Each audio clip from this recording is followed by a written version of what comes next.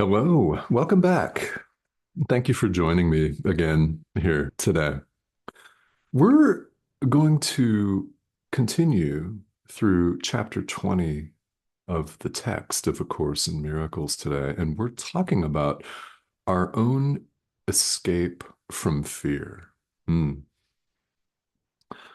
Nothing more, and certainly nothing less. Our escape from fear. Chapter 20, section 7, paragraphs 4 through 9, if you're following along, which is always invited and encouraged. Whether you actually own a bound and printed copy of the course or whether you're looking at the material online, it's available to you.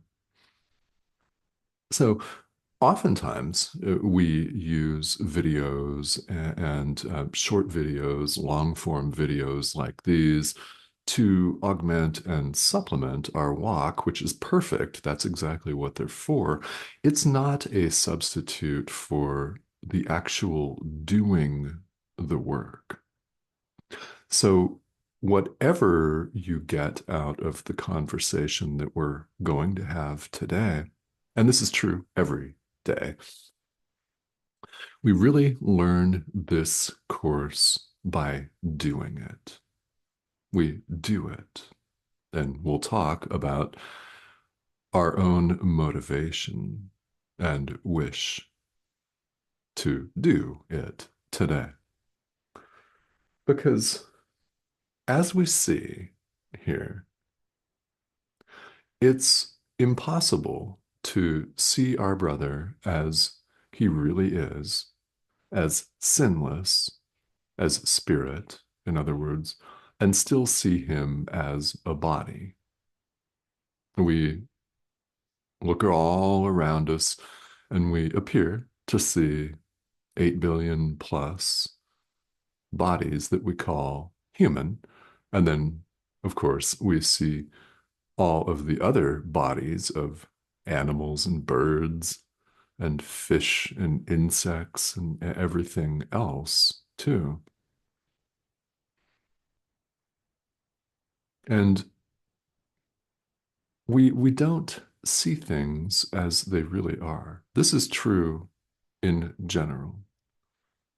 We don't see things as they are. Here, practicing and learning this course, we learn to see them as they really are, rather than the way they appear, like this, rather than the way we've made them. We learn to see things as they really are. That's what this course is all about. It's about clarifying our perception. Then and only then do we go beyond perception to what the Course refers to as knowledge, where we simply know God. That is beyond this Course because it's beyond all concepts.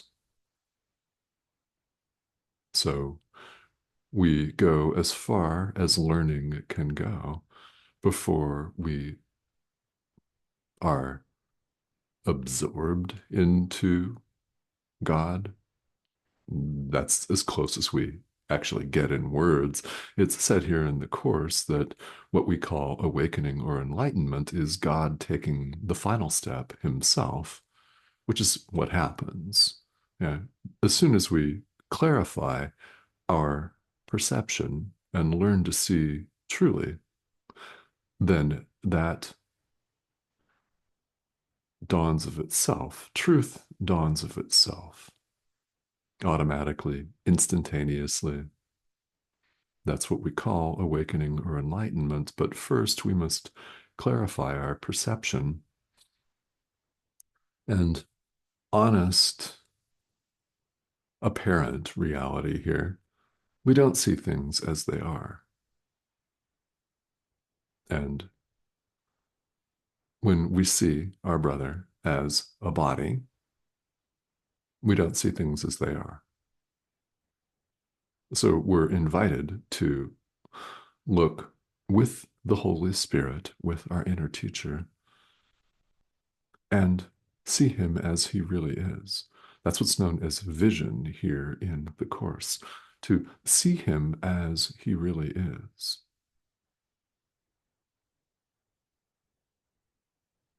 Spirit, not a frail body that's going to wither and decompose, may retain its strength and vitality for many years and then loses it, maybe gradually over time, maybe abruptly.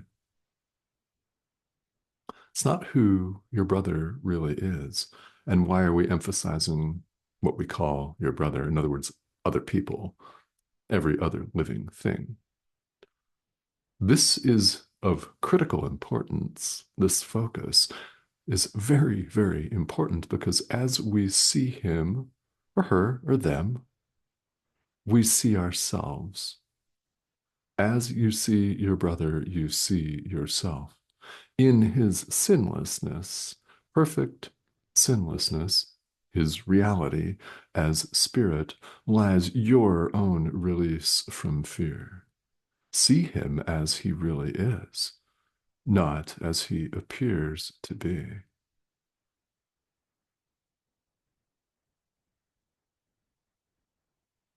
This is the vision that the Holy Spirit will teach us, will guide us to, if only we let him. That's the invitation. Let him. Relax and trust his guidance, what we find so incredibly, monumentally difficult to do. So let's talk about that. Yeah.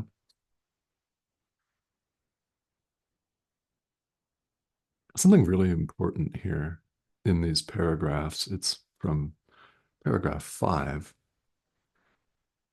to be exact.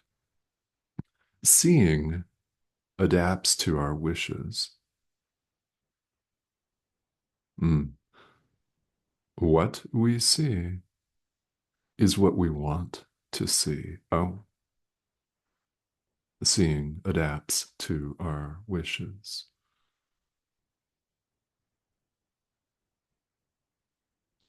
Honest extrapolation of this, we see the world we want to see.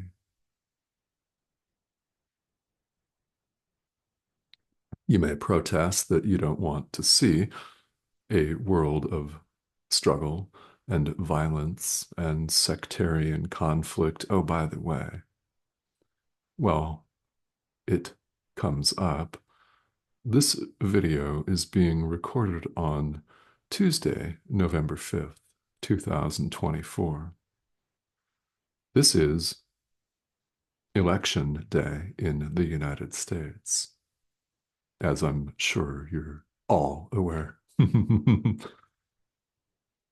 Yeah, it's in the spotlight, and you can't get a better example of division and sectarian conflict, struggle, and yes, violence. It's huge, it's in the news. Perfect example. I often use politics as an example of the ego at play.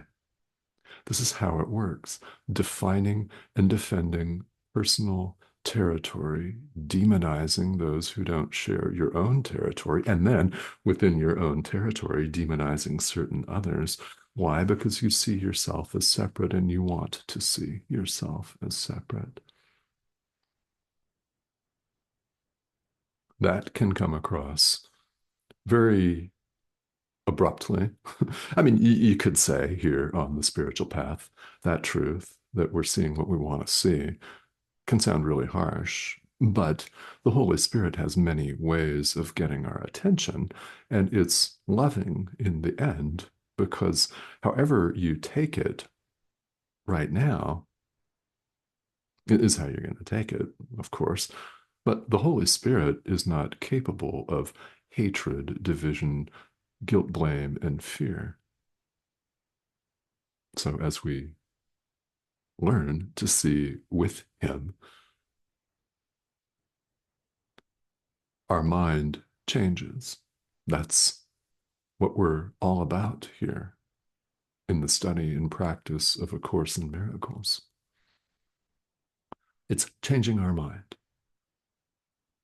So, what happens when we actually do wish to see our brother as sinless, without sin? There is no separation of any kind. God has no ego to be offended. There is no sin. It's impossible. The end.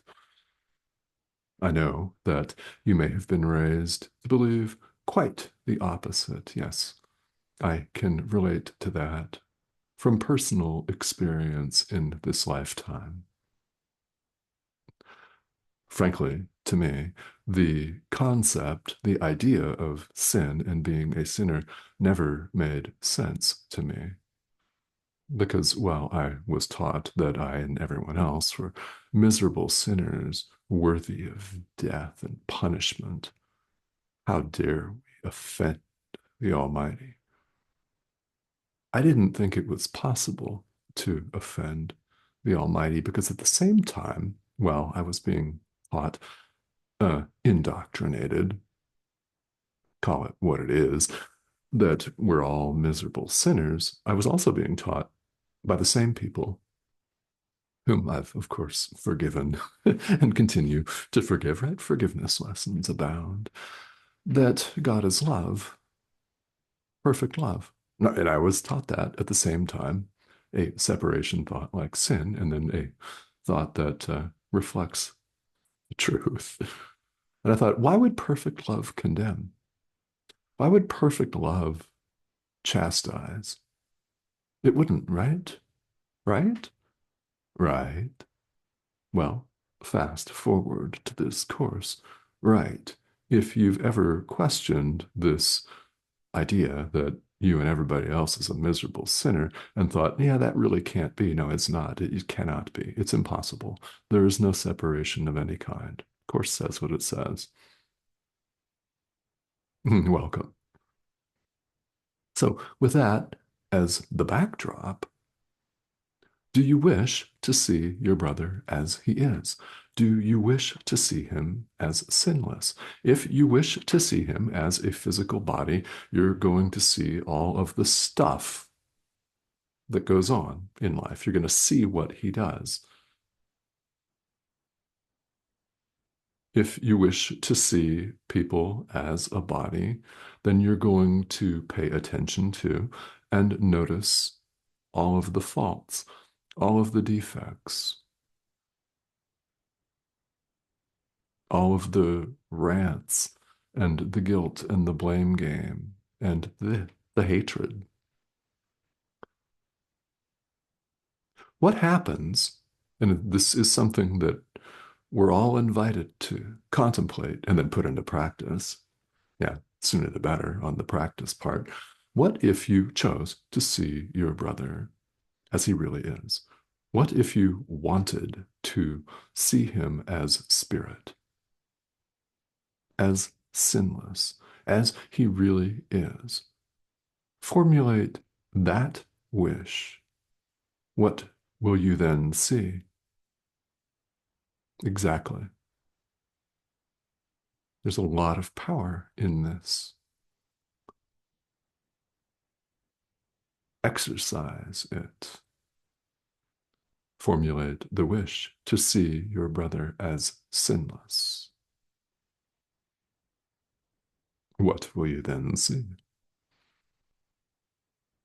Your own sinlessness and your own perfection, indeed, your own limitlessness, your own magnificence and radiance as spirit, as the Son of God, the thought of God, the creation of God. God's the creator, we're the created.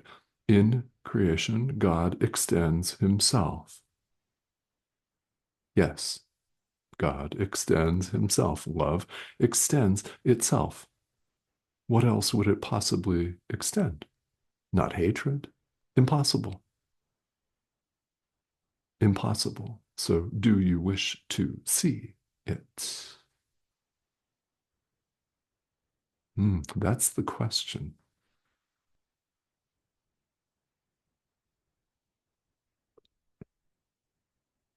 Do you really wish to see your brother as sinless?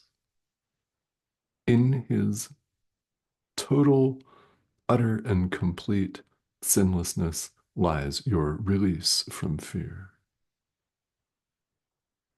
As you see your brother, you see yourself.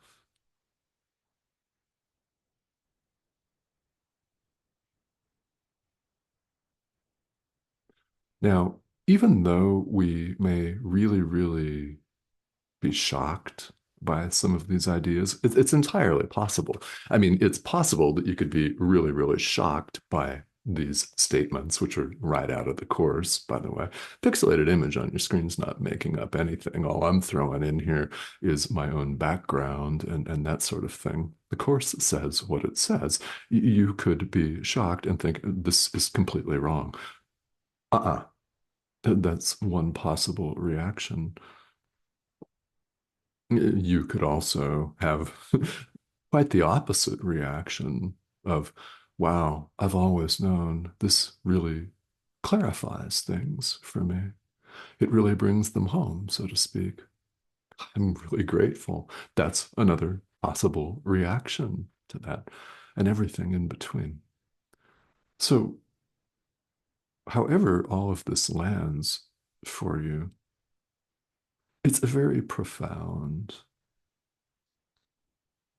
And we're invited to bring a deep honesty to the path, to our practice. And that's why the Course wants us to go over these ideas again and again. In time, we'll become more motivated to put them into practice, which is, of course, where the real learning takes place, when our experience shows us that political candidates are spirit, that all of their handlers are also spirit, all of the people that spout the messages of division and fear are sinless. By the way, if you didn't know, I reside in the United States, in the state of Arizona, which is one of those states that is quite under the microscope, so to speak, at these times, because it's pretty evenly split. And here in the lack of vision of the world divided, well, there is no division, there is no separation of any kind. Do you wish to see your brother as sinless?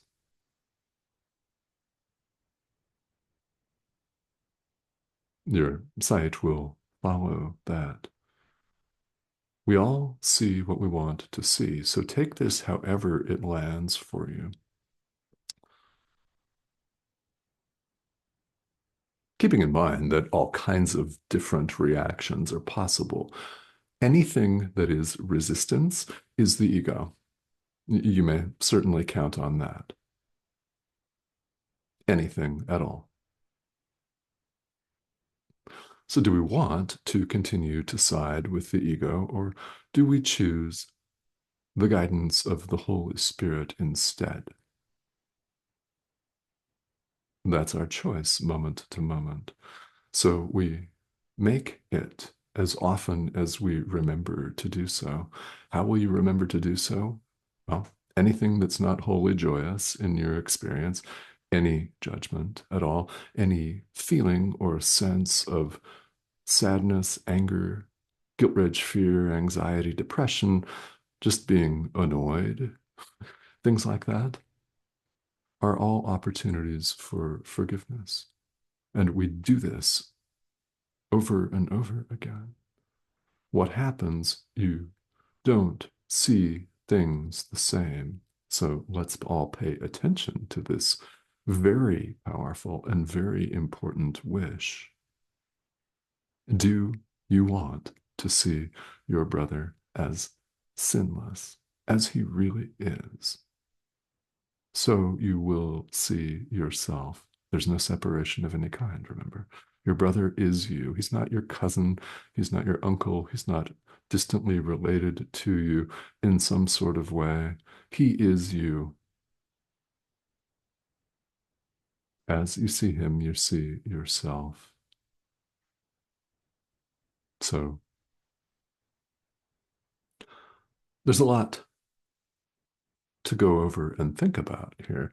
Welcome to A Course in Miracles. That's the way it is. Isn't it exciting? You don't have to answer yes to that, but to the extent that you do, I invite you to keep going and to join me and to subscribe too if you have not. That is the prompt here. It's been up throughout the duration of the video, that arrow in the corner of your screen. So go ahead and click that. You'll be invited to join us. It's an international community, and well, we have several discussions each week because, well, there's a lot to talk about. So, to the extent that you have questions, please feel welcome to ask them here. This comment thread is an excellent place to raise questions about A Course in Miracles, about spirituality. These questions can and should really arise because spiritual practice, when you think about it, is all about a deep, deep self inquiry. So, yeah, these questions are more than welcome. So I thank you so much for tuning in and for joining me and for your dedication and commitment to practice, which is the most important thing of all. Okay? I'll see you soon.